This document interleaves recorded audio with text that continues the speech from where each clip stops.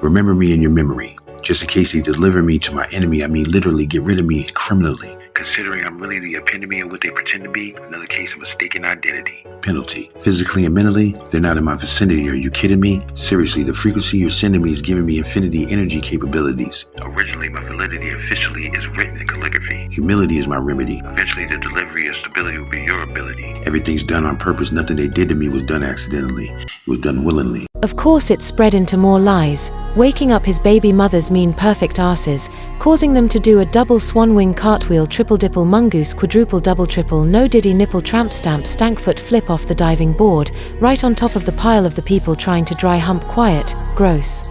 After getting digitally jumped by a bunch of man bitches who continued to talk recklessly, most likely from irritation caused by the sand stuck in their vaginas, Quiet is still feeling some kind of way, quoted as saying to the people that think life has no consequences, "Count your blessings because that wasn't even on purpose." Imagine what a man really is capable of. That was raised in California for 20 years, that's seen and done things that would make you throw up backwards in your little hat. Think on that for a second. That's not a threat, it's a blessing in disguise, princess. Trust me, God loves you, he was on your side. Pay it forward. Okay, back to the fake old light-skinned, non-threatening has-been rapper you keep playing with.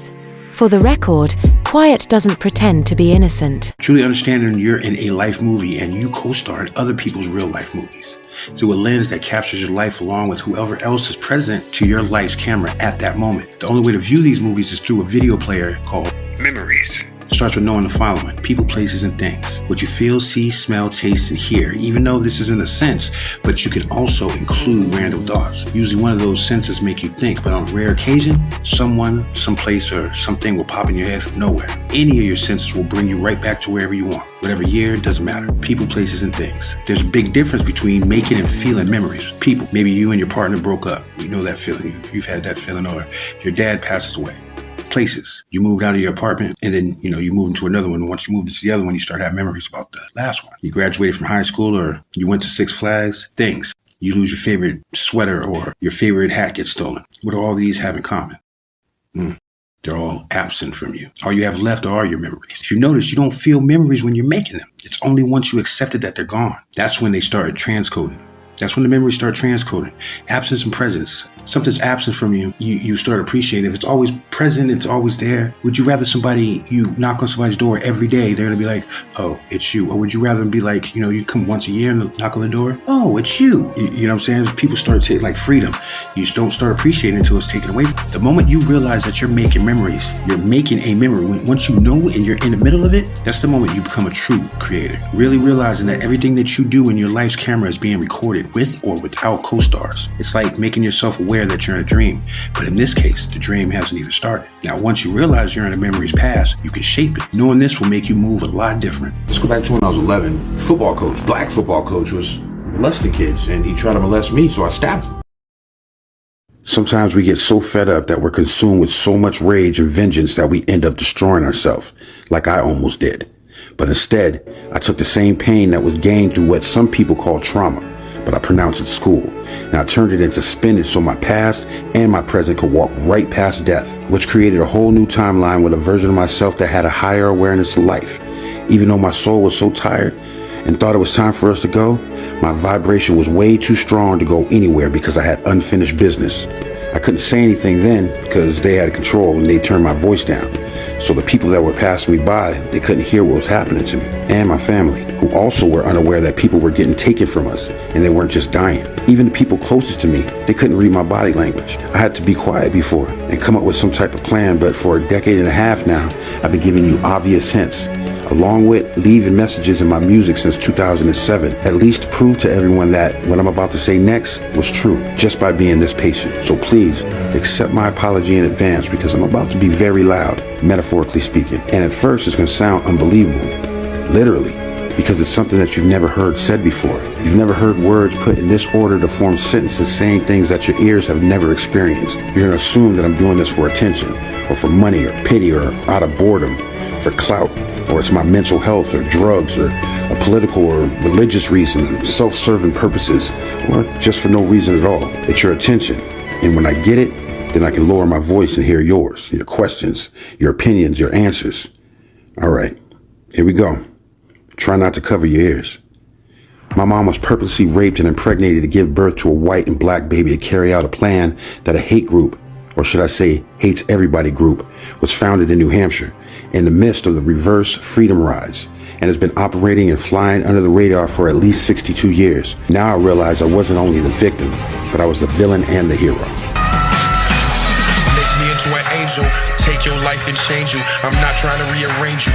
God's the one that made you. I know this life is painful. You gotta fight with all your might, dealing with these strangers.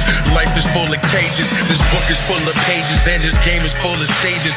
Unlearn this shit and start making changes. My father raped my mother and left her in the gutter. I wanna hear you stutter before I kill you, motherfucker. You can die slow while I blow dro. What the fuck am I fighting for? Only God knows. It keeps me on my toes. Change your cosmic clothes. Southern segregationists hatched this plan to be cruel, for certain. The NAACP, Urban League, and people like that especially, they have been crying the sing-song in behalf of the Negroes throughout the nation. That was George Singleman, reverse freedom rides organizer, sending people of color fleeing political and economic turmoil to the North to stick it to progressive policies.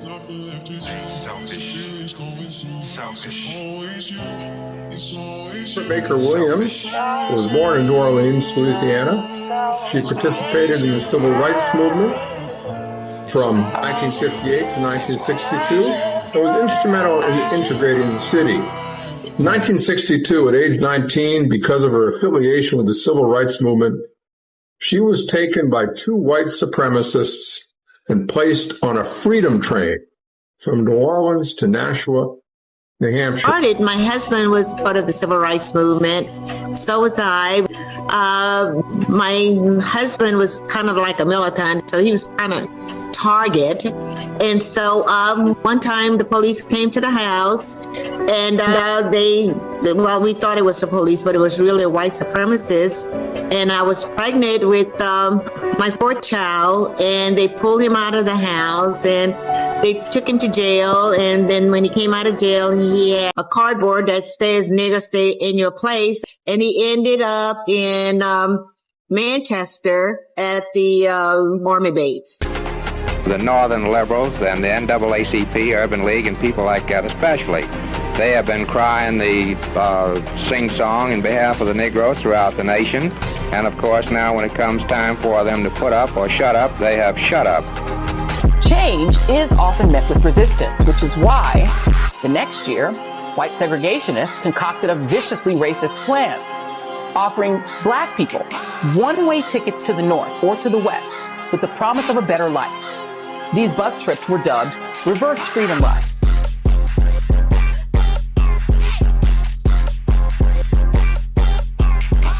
Okay, so then they came after me. They said I only have like 30 minutes to get all my things. They came back and they took me to the train station, of which I was met by supremacists. There were a gang of them, but two of them hopped the train with me. In Manchester, New Hampshire, on April 25th, 1975, a young black teenager was raped and impregnated in order for her to give birth to a black and white child. Me. My mother wasn't just randomly raped. All that extra schooling was to train me and condition.